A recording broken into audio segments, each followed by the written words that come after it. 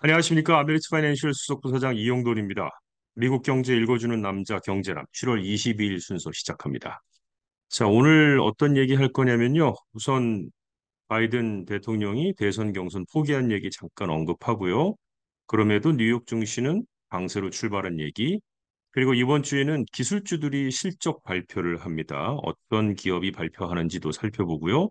선파워가 힘을 잃어가고 있다. 선파워라는 회사가 주식이 많이 곤두박질 치고 있습니다.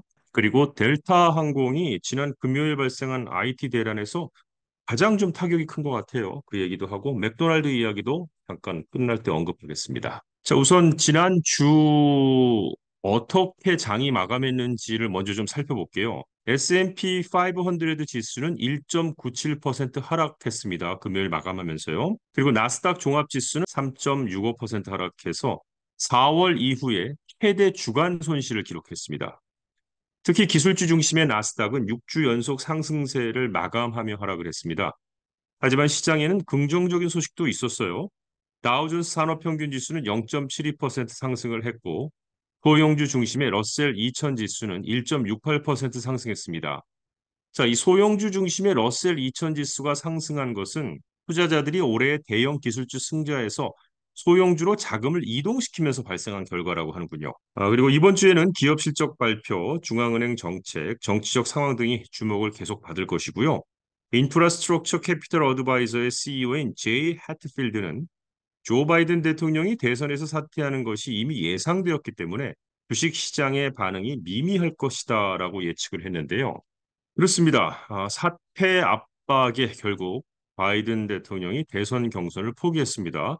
바로 어제였습니다. 일요일 2024년 대선에서 사퇴한다고 발표를 했습니다. 당의 압박을 몇 주 동안 받아왔었고 부통령 카말라 해리스를 민주당 후보로 지지한다고 밝혔습니다. 우선 바이든 대통령은 소셜미디어에 재선에 도전하는 것이 나의 의도였으나 당과 국가의 최선의 이익을 위해 나는 물러서고 남은 임기 동안 대통령으로서의 임무에 전념하는 것이 옳다고 믿는다라고 글을 올렸고요. 이번 주말에 국민에게 연설할 것이라고 덧붙였습니다.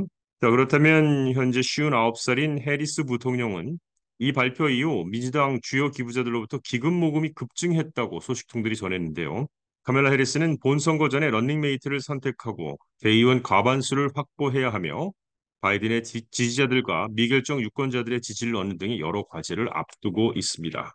그런 가운데 오늘 뉴욕 증시는 정치적 격변에도 일단 시작은 좋았습니다. 기술주 실적 발표 시즌을 기대하는 분위기 속에서 엔비디아 등 기술주가 반등하면서 상승세로 출발을 했습니다.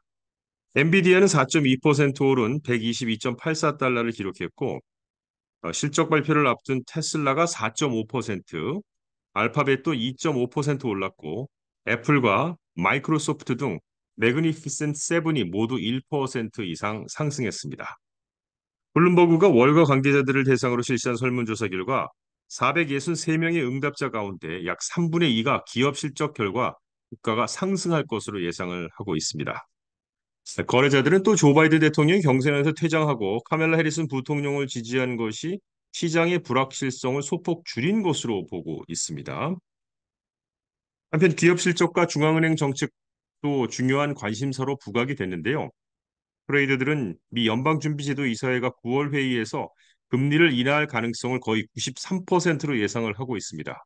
이를 염두에 두고 투자자들은 올해 주가가 크게 올랐던 대형 기술주를 매도하고 저금리로 혜택을 볼 수 있는 소형주와 산업주 같은 금리에 민감한 주식을 매수하고 있습니다. 자, 이제 빅테크의 실적 발표가 다가왔습니다. 이번 주에는 구글 모기업인 알파벳과 테슬라를 비롯해서 S&P 500기업 100여 곳이 실적을 발표할 예정입니다. 한편 항공사들도 실적을 발표할 준비를 하고 있고요. 사우스웨스트 항공과 아메리칸 항공이 목요일에 실적을 발표합니다. 그리고 또한 자동차 제조업체들도 이번 주 실적 발표를 할 예정인데 월스트리트는 이번 주에 2분기 실적 발표에서 제네럴 모터스, GM이 두각을 나타낼 것으로 예상하고 있습니다.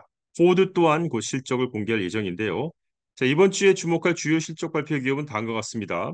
일단 버라이전이 오늘 발표를 했고요. 내일은 제너럴 모터스하고 코카콜라, 컴캐스트, UPS, 스포티파이가 그리고 알파벳, 테슬라, 마텔은 장 마감 후에 발표를 합니다. 수요일은 AT&T, 포드, IBM, 치폴레, 그리고 목요일은 하스브로, 사우스웨스트 항공, 아메리칸 항공, 금요일은 브리스톨 마이어스 스퀴브가 발표를 하게 됩니다.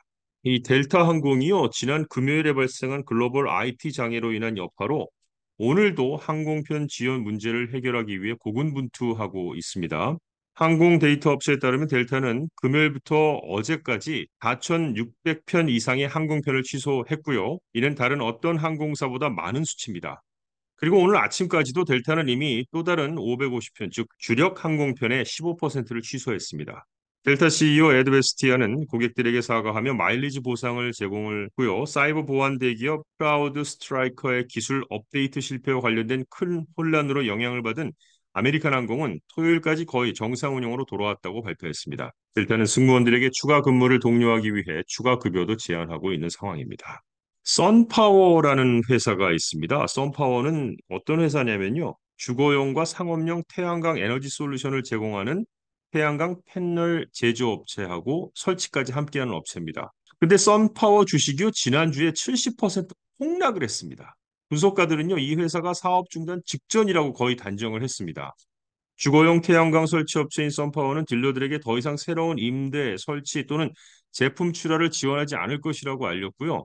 지난 12개월 동안 주식 가치는 거의 모두 소멸됐고 주가는 93% 하락해 지난 금요일에 79센트로 거래가 되었습니다. 이 업계가 높은 이자율로 인해 수요가 감소하고 과잉 재고가 발생하면서 압박을 받고 있었으며 또 정치적 불확실성으로 인해서 세금 공제가 변결된 가능성도 있고 어쨌든 선파워는 최근 몇 년 동안 재정적 어려움과 시장의 압박으로 인해 힘든 시기를 겪고 있습니다. 자, 끝으로 여러분들 진짜 누구랑 밥 한번 먹자라고 말하기 어려운 시기죠. 예, 그런데 이번 주에는 내가 쏠게라고 자신 있게 한번 말씀하실 수 있지 않을까 싶은데 맥도날드의 그 $5 밸류 밀 이게 계속 연장할 것 같네요.